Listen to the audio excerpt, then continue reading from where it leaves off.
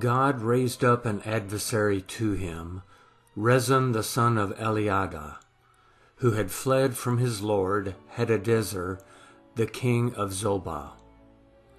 He gathered men to himself and became captain over a troop when David killed them of Zobah. He went to Damascus and lived there, and reigned in Damascus.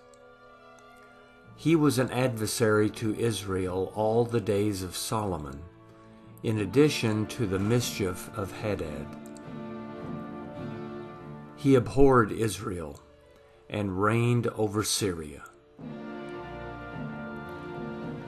Jeroboam the son of Nebat, an Ephraimite of Zeradah, a servant of Solomon, whose mother's name was Zeruah, a widow, also lifted up his hand against the king. This was the reason why he lifted up his hand against the king. Solomon built Millo and repaired the breach of his father David's city. The man Jeroboam was a mighty man of valor, and Solomon saw the young man that he was industrious, and he put him in charge of all the labor of the house of Joseph. At that time, when Jeroboam went out of Jerusalem, the prophet Ahijah the Shilonite found him on the way. Now Ahijah had clad himself with a new garment, and the two of them were alone in the field. Ahijah took the new garment that was on him and tore it in 12 pieces.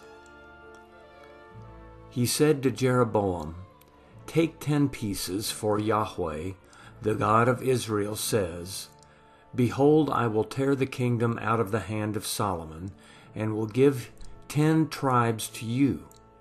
But he shall have 1 tribe for my servant David's sake, and for Jerusalem's sake, the city which I have chosen out of all the tribes of Israel, because they have forsaken me, and have worshipped Ashtoreth, the goddess of the Sidonians, Chemosh, the god of Moab, and Milcom, the god of the children of Ammon. They have not walked in my ways, to do that which is right in my eyes, and to keep my statutes and my ordinances, as David his father did. However, I will not take the whole kingdom out of his hand, but I will make him prince all the days of his life, for David my servant's sake, whom I chose, who kept my commandments and my statutes. But I will take the kingdom out of his son's hand, and will give it to you, even 10 tribes. I will give 1 tribe to his son, that David my servant may have a lamp always before me in Jerusalem, the city which I have chosen for myself, to put my name there. I will take you, and you shall reign according to all that your soul desires, and shall be king over Israel. It shall be, if you will listen to all that I command you, and will walk in my ways, and do that which is right in my eyes, to keep my statutes and my commandments, as David my servant did, that I will be with you, and will build you a sure house, as I built for David, and will give Israel to you. I will afflict the offspring of David for this, but not forever."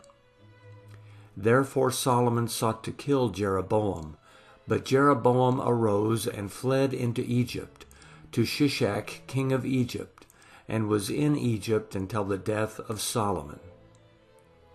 Now the rest of the acts of Solomon and all that he did, and his wisdom, aren't they written in the book of the Acts of Solomon?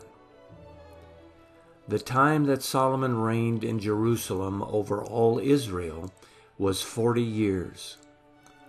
Solomon slept with his fathers, and was buried in his father David's city, and Rehoboam his son reigned in his place.